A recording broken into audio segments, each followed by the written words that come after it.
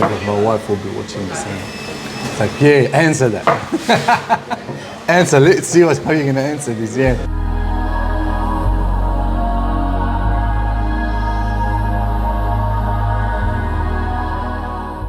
Assalamu alaikum. My name is Essam. I'm one of the owners of the Artisanal Cafe. I'm from Egypt. I came here in 1996.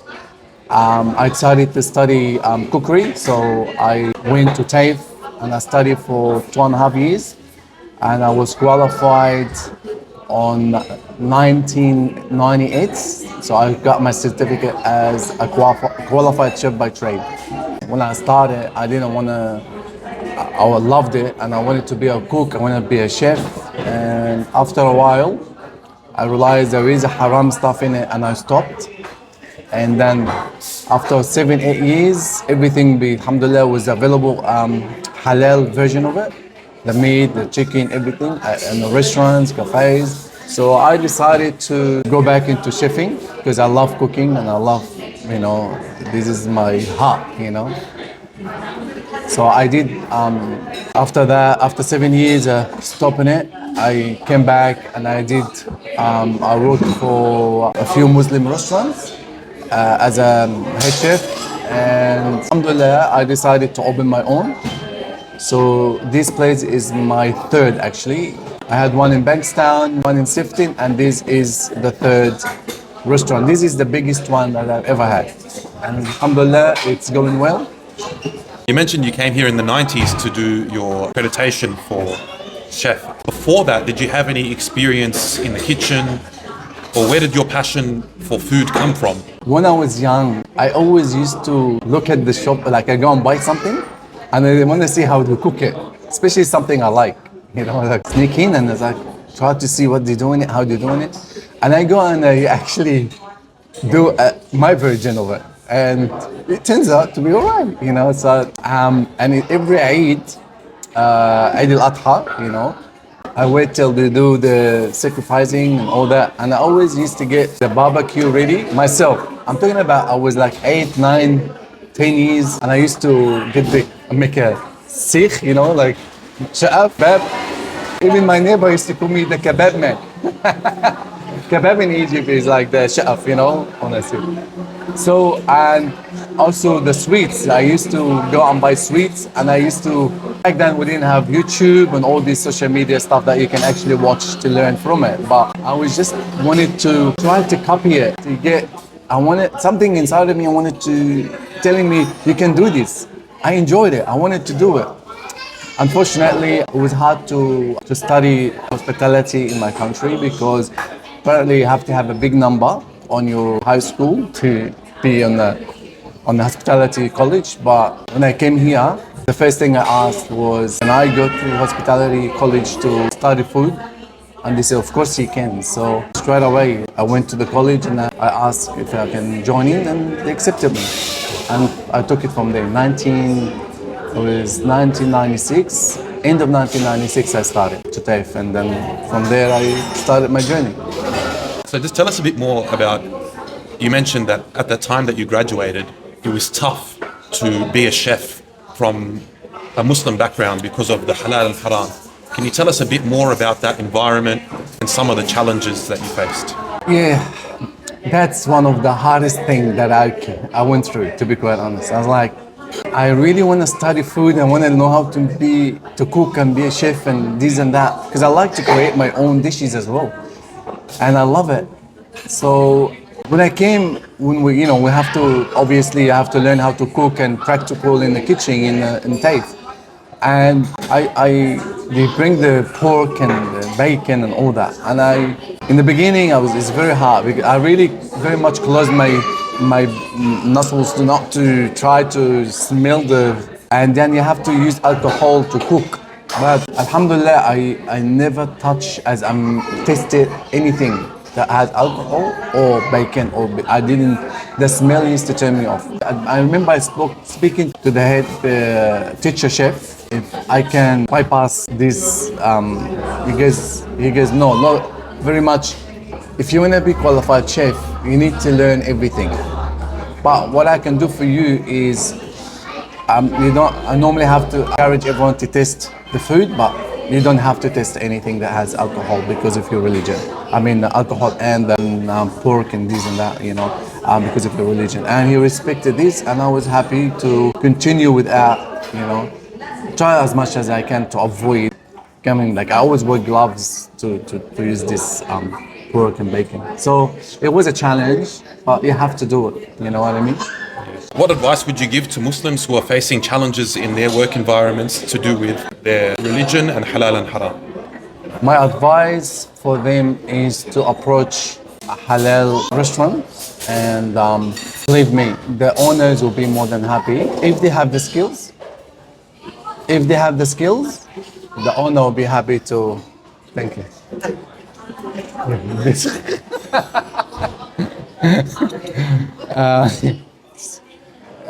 My advice for them is to approach the restaurants, the halal restaurants, and ask them if they have any vacancy for them. And trust me, if there is, owners will be happy to. We don't mind. We actually like to have Muslims because the Muslims chefs, they know what's halal and what's not. You know what I mean? How to handle the food, what to order, to check on the ingredients to make sure it's all halal. So I prefer to have a Muslim. My kitchen is only 2 people are not, but the rest 5 people are Muslims. And I love it. It relaxes me. So go and approach the restaurants and ask them, leave your CVs, and trust me, you'll get a good chance to work in a halal environment, and it goes back to you. That's my advice. Stay halal. They have more blessing. Wallah, more blessing on your money and your income. Inshallah khair. That's it. That's my advice. That's very, very brilliant advice, actually. You mentioned that before the Artisanal Cafe, which a lot of people already know about, you had 2 or 3 other places. Yes. Can you tell us a bit about your journey between the different places that you had? The first place, it was in Bankstown. It used to call it the Signature. It was between me and my ex. We started it, and it was a small shop, very small, and I tried to turn it into a restaurant. We did, but it didn't work out. It was too small. So maybe a year, and then after that, we just got rid of it. Then I worked for Emporium Bankstown as a chef, second chef in charge. Then I left and I went to another restaurant. Then I got the opportunity finally to have my own. I had a partner with me, so together, but I was the one who was designing, making the whole thing from A to Z. So I took the challenge to open Sifton. People were thinking the Sifton, and who's gonna come to Sifton? You know what I mean? People have different vision, different ideas. I have my own, If you listen to everyone, you're not gonna get anywhere. So I thought I have a different vision. I have a different thought. I have a different ideas. So I took the place, and the place was raw, like absolutely raw, like nothing, absolutely. So we designed. That was my first experience to actually design and build a cafe from scratch. It was a challenge for me. And because it's the first time to build a shop, it's always a big challenge, and you always do a mistake. You always learn from the mistake. So I did it, alhamdulillah, was good, and had a good name, Brunch Cafe and Grill. After that, there was always a hiccup, but I learned from it. Then we actually reached a good number of customers, but unfortunately, COVID-19 hit, and that's when everything went out of order. So during the first COVID, alhamdulillah, I didn't close down. I opened only for the takeaway and like everyone else. Then the second hit of COVID, just before the second hit of COVID, I was offered to sell it, so I accepted to sell the shop. Second hit of COVID, I stayed at home thinking how I'm gonna start the new cafe, the new restaurant. It's always in my head how I need a bigger place, because my previous cafe was very small for the number of people I used to get. So I decided to look for something bigger, and as the COVID-19, the second hit finished, I started going out looking for a place, and I saw this place actually on Facebook Marketplace, but it just say a place for rent, you know. And the area, it's very good because it's close to in between. You know, everything here, most of the people here are Muslims, so I thought, why not? You know, I always look for two things: space, parking. If there is parking, just give me any place with parking, and the rest leave it for me. Parking is the main thing. I looked at the place and I said, okay, I'm happy with it. It's very nice location. By the way, it did not look like now. It looked like I don't know what do you call it, a haunted warehouse. They used to call it warehouse. It was abandoned. It was very bad when I walked in. It was very bad that even the people asked me, what do you want to do with this place? And I told them I'm gonna do a cafe sort of slash restaurant. They said, you want to turn this into cafe restaurant? I said, yes. It goes, oh, okay, good luck. I don't know, it doesn't matter what you want to do with it, but we don't think it's gonna make it here. It's in the middle of nowhere. You know, who's gonna come here? That's what I said, no, that's what you think. My thinking is different than yours. But just, thank you very much. Just give me the keys and I will take care of the rest. So that place was absolutely, I wish it was empty, like it was raw, like just been built. But I had to break walls. I have to do a lot of things to like, it took me like a very hard work to turn it into what you see now.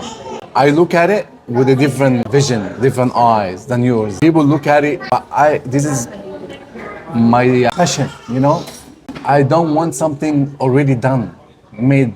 Like I want to build from scratch and enjoy it. I really enjoy it. I just enjoy the cooking and I enjoy the designing and make things like what you see.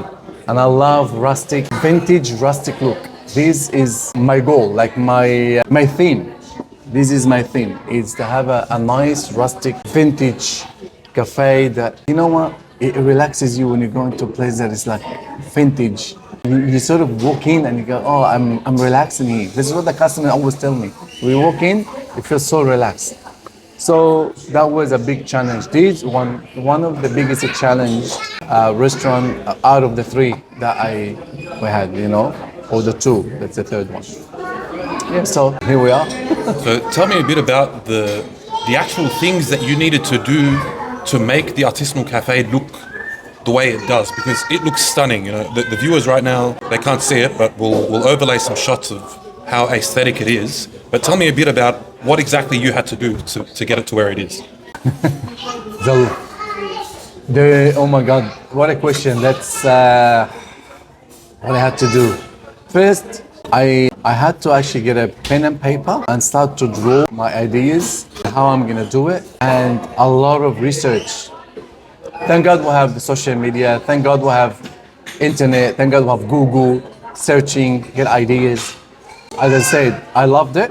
It's hard, but I loved it because, you know, when you turn something from this to that, it's sort of like, and you see the result, you really get happy afterwards. You're like, wow, I've done this. Look at this. So the place was very bad. Like I had to start cleaning and then clean everything, break everything down and start demolishing places and what have you. And then I did my contact with all my builders, or painters, builders, get ideas, prices, plumbing, electrician, everything. Get ideas. It's not cheap either.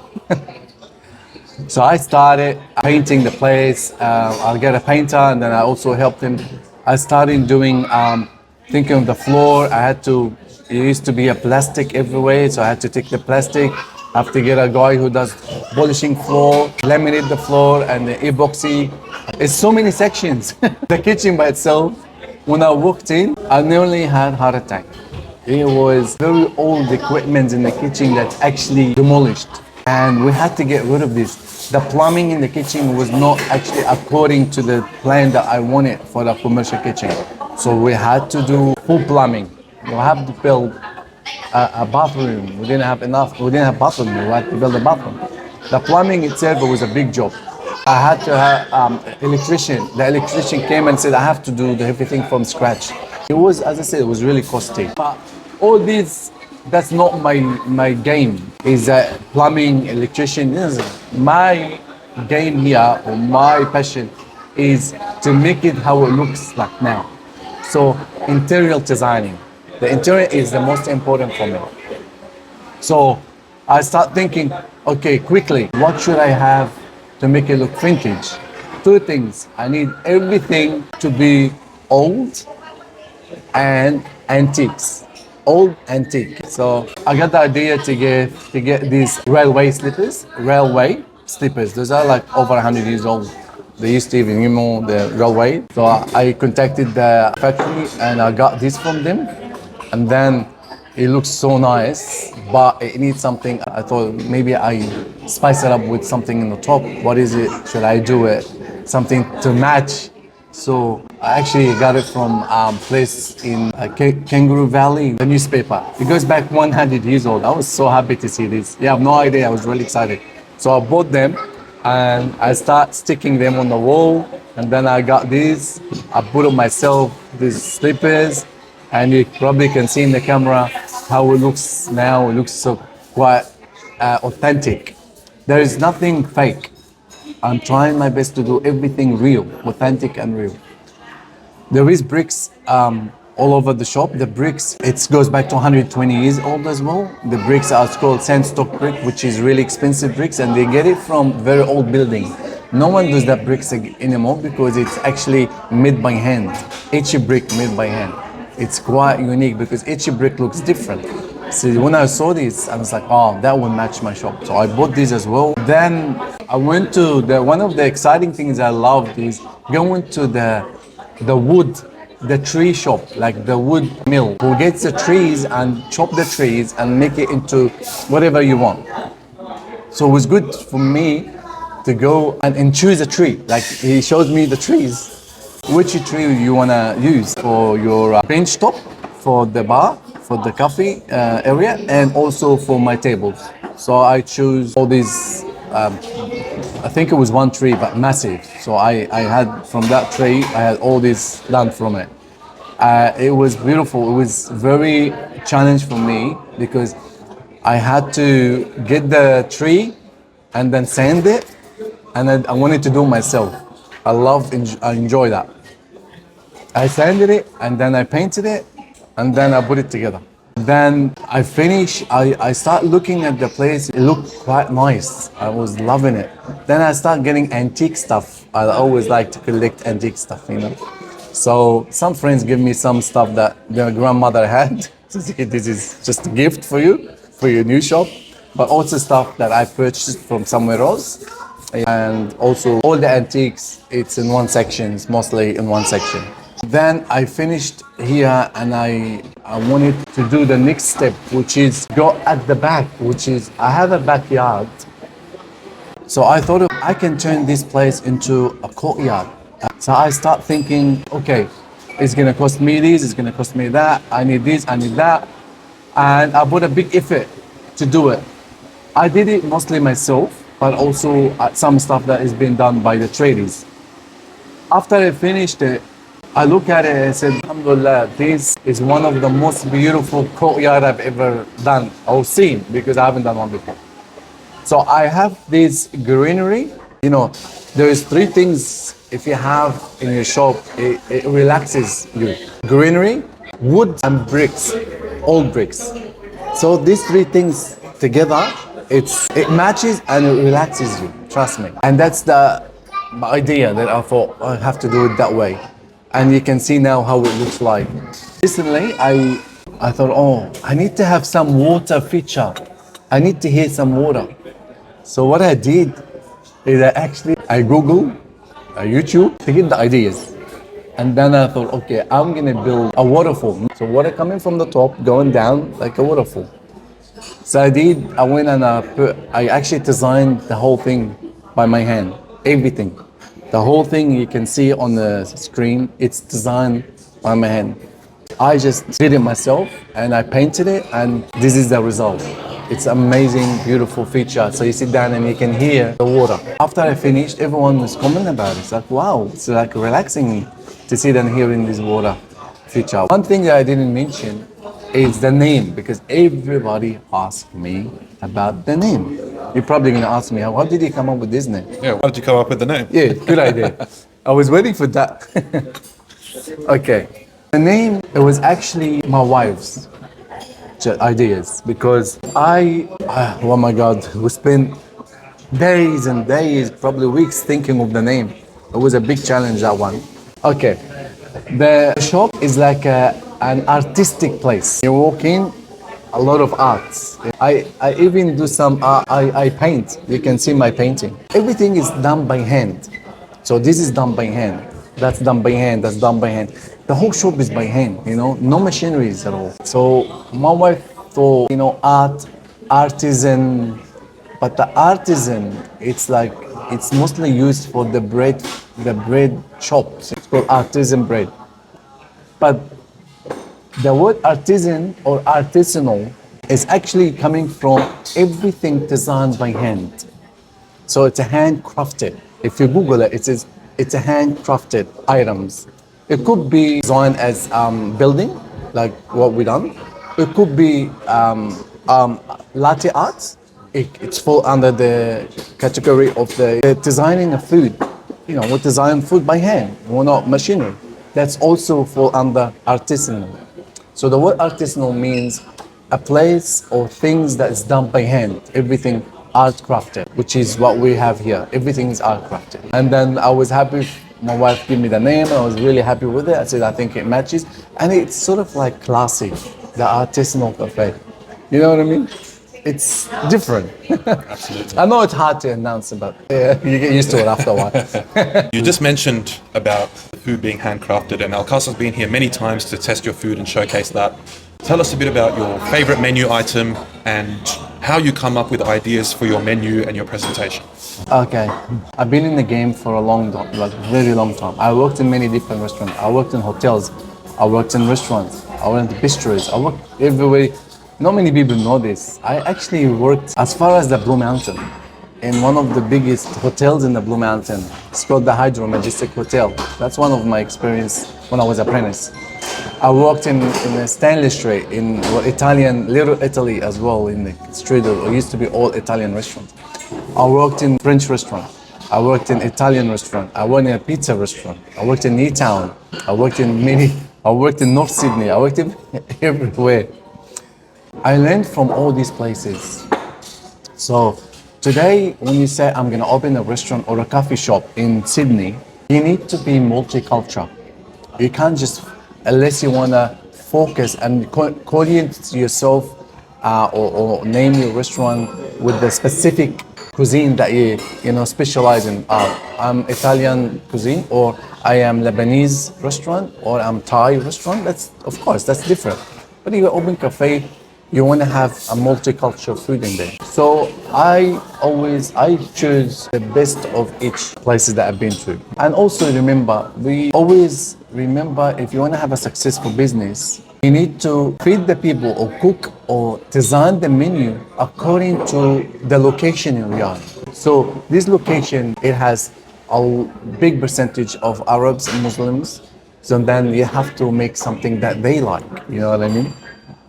Based on that, I started to design my menu. And so I get bits of the pieces from like the breakfast. Obviously, cafe have a breakfast, continental breakfast. You have many different English breakfasts, like eggs Benedicts and other items. And then you have to put something like Middle Eastern breakfast, you know what I mean? Something Middle Eastern, za'atar. You infuse Arabic with the non-Arabic dishes, and you make your own. You bring up something different. And we always let the people taste the food first before we put it in the menu. So we put it in the special, and then if the people say, oh, we love it, it's good, this, that, then we start putting it in the main menu. So my ideas came from very much my experience what I worked at before, and also the location, what is suitable for them. In regard of my favorite dish, I think I have a few, but the one that I really like, and I'm a very smoky person. Like I like that, if you do shut every day, I will never get sick of it. I just the smoke of the, You know that smell comes from when you burn, the fat get burned and fall on the coals and then go back, the smoke go back into the meat. That's me. That's my meat. That's my food. So beef ribs, the short ribs. I have a beef ribs that we smoke it in the charcoal, and then the smoke, the natural smoke comes from the coals into the meat. Then we put it for a few hours, and then we take it and we'll put it in the marinate it, put it in the oven for a few hours, and till it actually melts in a slow cooking, and you get this melting meat with the sauce and the smoky flavor, natural. We don't add a smoking agent to make it, you know. It's, I don't know, you tried it, it's amazing. It's amazing. It's like, that has to be my favorite dish. That's right, we did try it, and it is amazing. Very Yes. nice. Actually, all the food here is amazing, we must say. Something else I want to touch on is a lot of people don't know that there is a bookable venue upstairs at the Artisanal Cafe called the Grand Artisanal. Yes. So can you tell us a bit about that and what you have on offer? That's a big story about upstairs. Upstairs, I left it for 1 year because it needs a bit of capital, like financial. We were focusing downstairs more. Build downstairs, then when you finish, think about upstairs. So after I settled here, I started looking at upstairs. So we renovated upstairs. It took us a while, and as you can see, before it was something very bad. You can't even go in, you get scared. Everything started from scratch. So electricity, plumbing, there was no plumbing upstairs. We had to do plumbing, we have to do painting or everything, flooring, everything. We've done everything there. And then I honestly thought of renting the place, believe it or not. I didn't think of, because I want to focus downstairs. I don't want to, upstairs, let's just rent it. There's another exit, you can actually go upstairs and from the exit and entrance and exit from the back.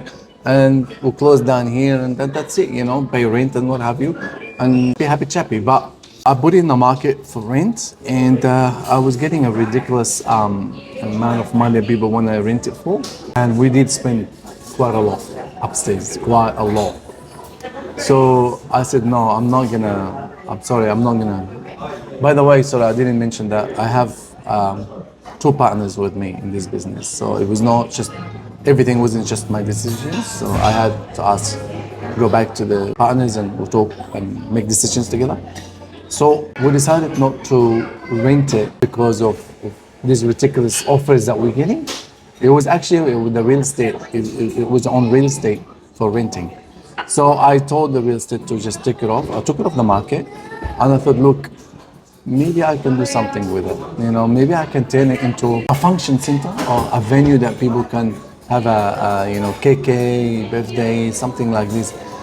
So people start actually telling me that it's a very good space. Why don't you design it more and make it look more fancy? You can get people booking to go upstairs and have their events in there. What I did, I started getting design into it, with mirrors, with lighting, with this, with that, projector, or if there's a corporate meetings. And once I finished that and I showed the people, I started getting booking, like people actually booking for it. I started to get into designing more because, as I said, I like designing. I like to.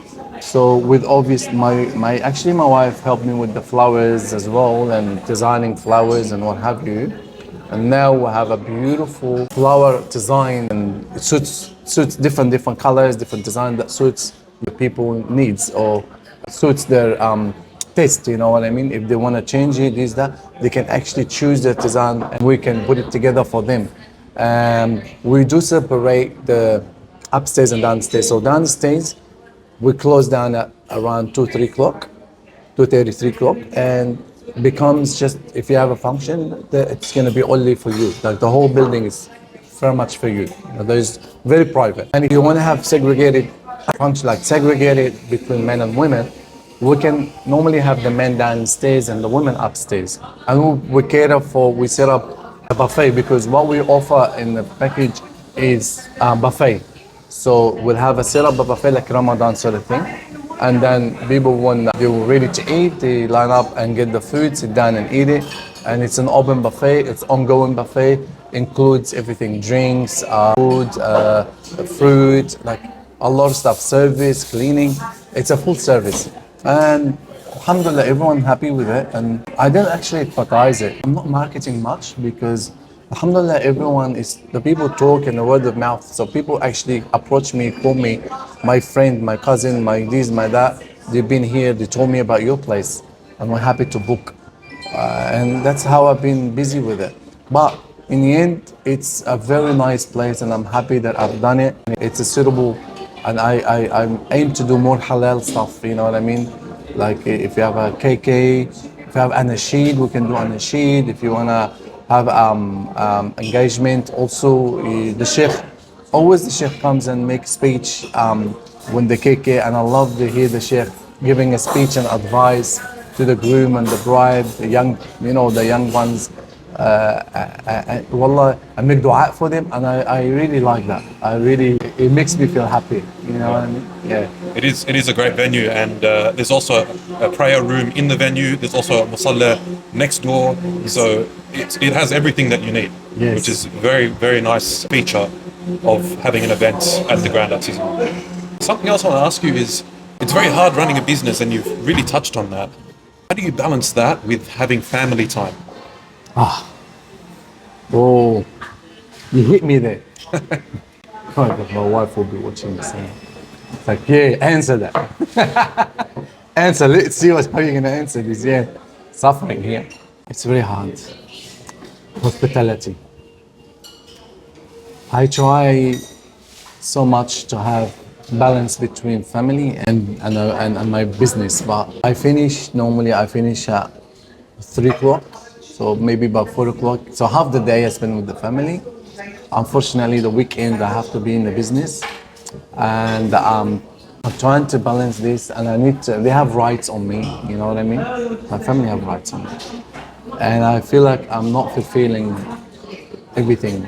I'm not fulfilling the needs by being there all the time for them, and I feel so bad. And I'm thinking, hopefully in the future, near future, that I have a manager for the shop upstairs and downstairs, and then I can have more time for the family. I have, like, every now and then I have 2-3 days off. I spend it with them, or sometimes I take a week off, but still not enough, you know what I mean? This is one of the things that I really suffer from, is not giving my family their rights, in the term of having a family, having a good time. Like they have rights on me, but I'm trying my best up. I'm not like away from them all the time. I go finish straight to home, we'll go out, we'll spend time together in that time. Thank God I'm not working in that time. But when there is a functions, I have to be here because, as I said, we're very new with upstairs. Once I have a good team, strong team upstairs, then I can actually leave and go and have time with my family. It is a challenge, it is bad, it is a hospitality. Yeah, that's right. You've been on Alkasa. You're actually one of the very early ones with our platform. Yes. Have you found that it has helped your business in any way? Of course, like Alkasa, now, before no one knew about Alkasa, but now everything takes time. But now Alkasa is out there, people know about Alkasa. Alkasa, marketing from us, it makes a difference, and we can see, ever since we've been with Alkasa, we can see the number is increased, so it's actually happening. So the advertisement, some people ask me, have you heard of Alkasa? I said, I'm one of the people that actually signed with Alkasa from the beginning. I actually know the founder of Alkasa personally. And they say, oh wow, because Alkasa does a lot of marketing, very good stuff. I said, yeah, I know, and I support them all the way, And I'm glad that you guys come and approach me, and I'm happy that I took that step to be with you. Of course. Beautiful. We love to hear that. Thank you. And the last question for the interview is, do you have anything that you want to say to the audience? Okay, I really thank everyone out there who supported us and came to our restaurants and believed in us and still supporting us. I really thank them deeply from my heart, and I love to see them continue their support. And I promise that we do the best to deliver the best quality of food and the best service. And the ones who haven't been here, please come enjoy this place. This place is very nice and comfortable. Our food is 100% halal, and also our staff is very friendly. So you get the service, you get the food. And please, and I say please, if you find anything is not according to your expectation, please let us know. We're here we need to correct. No one's perfect, but if you tell us, if you have any ideas, please come and approach me. And trust me, I will do my best to fulfill that for you. Thank you.